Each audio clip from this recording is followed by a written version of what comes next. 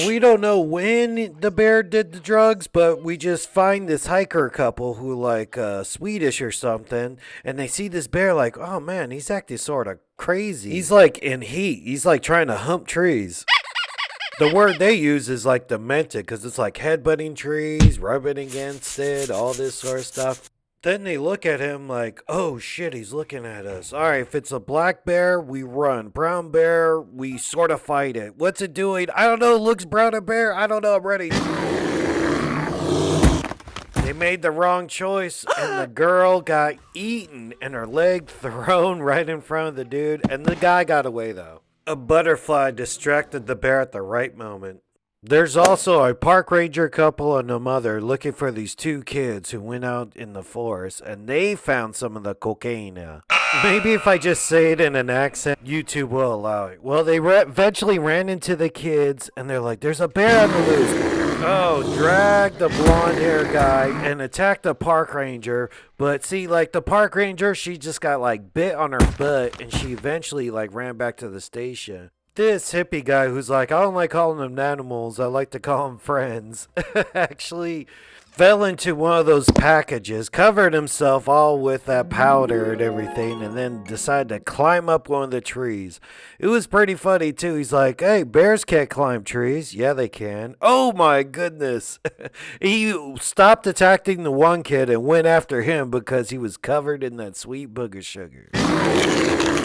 This guy had like the best death of the movie. Like the bear climbed up there. I don't know what to say if he ate him or he ripped off his leg, but he tore that guy to pieces. It's almost like he broke his neck falling out of that tree too.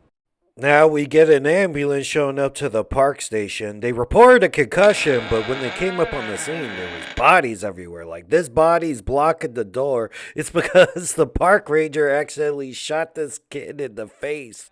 Exactly like Travolta in Pulp Fiction. Like, oh man, I shot him in the face. What'd you do that for? I don't know, man. It was an accident. So they found that body, and then they went to investigate the rest of the park ranger station. The guy opens the door and finds a headless corpse. Like, we saw the bear reach through the door and rip him in the face, but we didn't actually see his head decapitated until right now. This dude's funny too. Like, nope, back away slowly, not today. One paramedic gets the park ranger out of there, I guess, while the bear's distracted with her partner on a door. Oh my god. You should have got that girl's gun and shot him in the mouth. But this guy's like, alright, knife, bag, alright, bag. Damn, that really did do much to the bear, but then the bear sees, oh, that's like a red duffel bag. I'm addicted to yayo, man. There must be some more in there. So she gets off of him to go through the bag. The guy finally makes a break for it. The ambulance driver was waiting for him, but started to take off without him. They accidentally left the doors open, and that bear was like, oh my goodness, souped up and ready to go get it. The way that bear stumbled, it seemed like she at least shot that bear once. But this bear's all Tony Montana, like, hey, I take your bullets, and did a crazy leap inside the ambulance, and it was all over for everybody. This dude got eaten and ripped apart.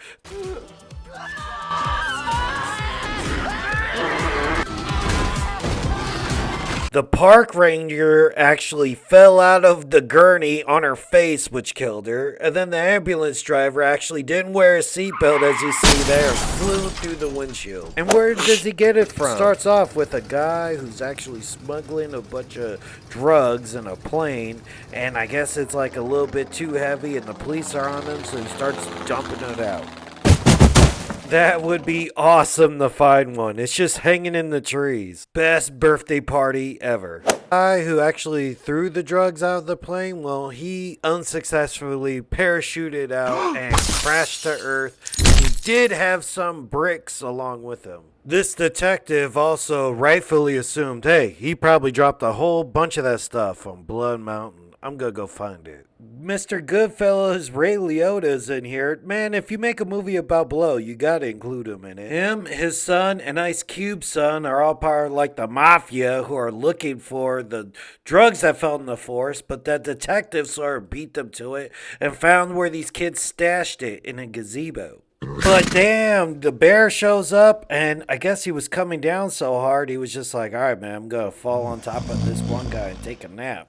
The bear sort of sniffs out and finds the yayo they have on him, and then eats the whole thing. And oh man, he's tripping. And we also find out it's a female right there because it has a vagina. And if eating it was enough, the bear actually got to like sniff some more and breathe some in. The bear doesn't kill anybody in this sort of scenario. It's Ray Liotta who shows up and shoots this guy, shoots the detective dead, and takes the drugs. But then, that's not good enough for him. Ray Liotta figured, hey, this bear's gotta be hiding some more of those bags somewhere, and I guess he was right. They were at this bear cave. Everybody left alive went to the bear cave, pretty much. Keri Russell tried to rescue her kids. Ray Liotta shot the bear. The bear seemed to almost die in front of the cubs until it snorted or breathed in some more powder, took a bump, popped back up, and gutted Ray Liotta.